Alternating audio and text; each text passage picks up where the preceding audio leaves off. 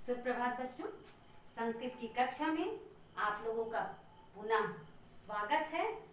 तो आज मैं आप लोगों को पांचवा पाठ धातु परिचय क्रिया ज्ञान। तो बच्चों, सर्वप्रथम तो आपको ये जानना आवश्यक है कि धातु का मतलब होता है संस्कृत में क्रिया। तो आज आपको क्रिया के बारे में बताया जाएगा। संस्कृत में किसी भी कार्य को करने या पूर्ण होने की प्रक्रिया को क्रिया कहा जाता है। बच्चों, हिंदी में आपको फर्स्ट से ही बताया जा रहा है, प्रथम कक्षा से ही, कि सुबह से लेकर शाम तक जो कुछ भी हम अपने दैनिक जीवन में करते हैं वह क्रिया ही है ना। जन्म से लेकर मृत्यु तक हम अपने अंत के जीवन के अंत तक हम जो कुछ भी करते वह क्रिया ही है। जो मैं कर रही हूँ ये भी क्रिया है, जो आप कर रहे हैं वो भी क्रिया है। यदि आप सुन रहे हैं तो क्रिया है सुनना, मैं बोल रही हूँ तो क्रिया है बोलना, पढ़ा रही हूँ आप पढ़ रहे हैं, मैं पढ़ा रही हूँ क्रिया कर रही हूँ, आप पढ़ रहे हैं क्रिया करना है ना। तो सुबह से लेकर शाम तक अपने दैनिक जीवन में व्यक्ति जो कुछ भी करता है वह क्रिया के अंतर्गत आता है, और इसी को संस्कृत में धातु कहते हैं। क्या कहते हैं? धातु।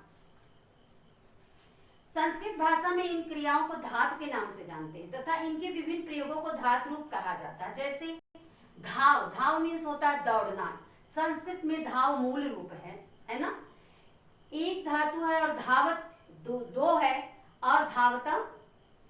तो यहाँ बच्चों धाव का है, जैसे देखिए उदाहरण है यहाँ धाव, ये क्रिया है।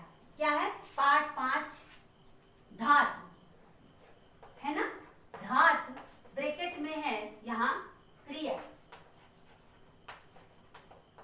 क्रिया अब आप समझ गए होंगे बच्चों। पेज नंबर 31 अपना देखेंगे अपनी पुस्तक में। तो यहाँ धाव का मतलब होता है दौड़ना। क्या है? दौड़ना। दौड़ना। अब इसको हम एक वचन, द्विवचन और बहुवचन में लिखेंगे। तो इसका दौड़ना का एक वचन हो जाएगा, ध्यान से देखिएगा बच्चों, धावति, धावता, धावन्ति।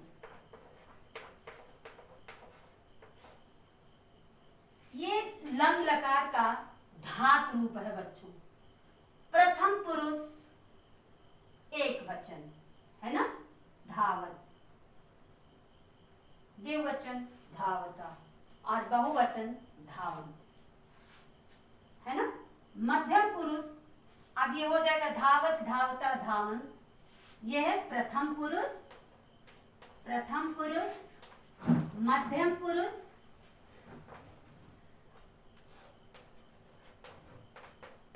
उत्तम पुरुष।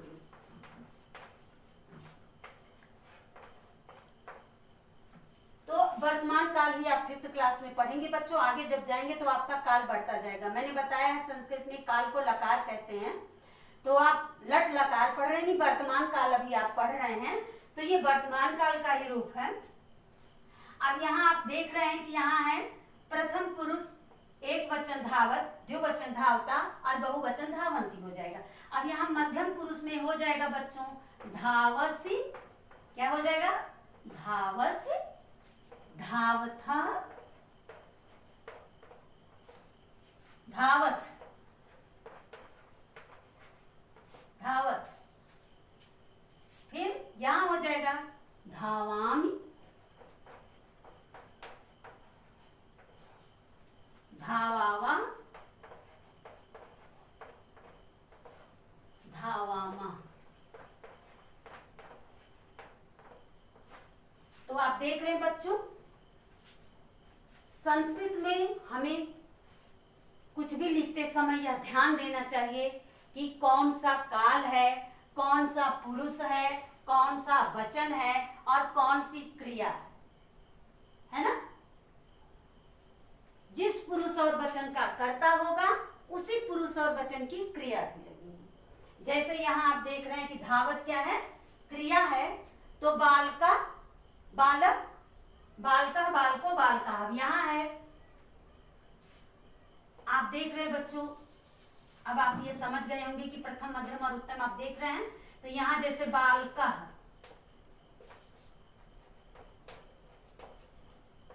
बालका धावति।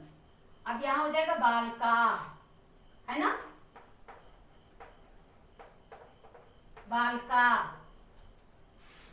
बालका बालको, बालको हो जाएगा, बालका बालको बालका।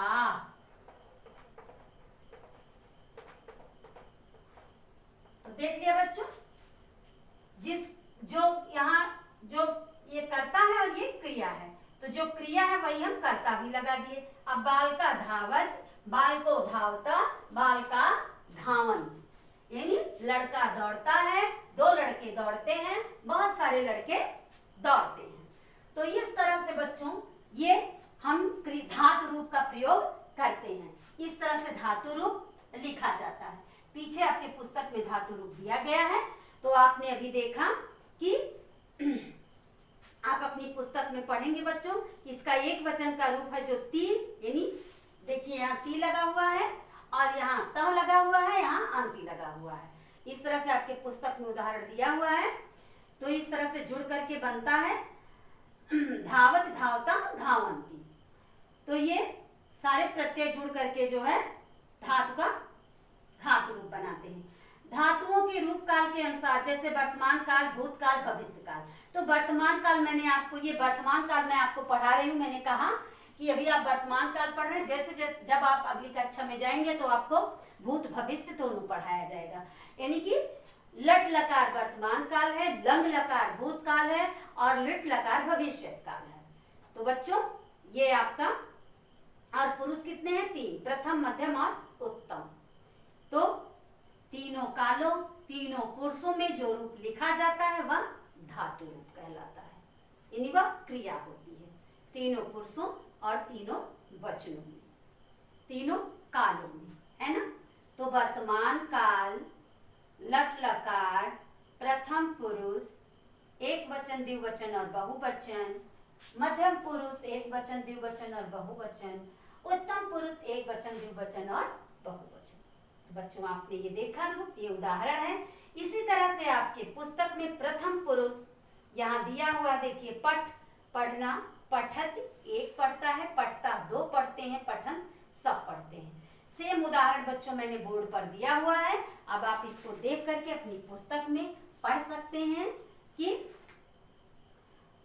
पठ मीन्स पढ़ना, बद मीन्स बोलना, खाद मीन्स खाना। और इसी तरह से बच्चों आप अपनी कॉपी में लिखेंगे जिस तरह से आपके पुस्तक में दिया हुआ है।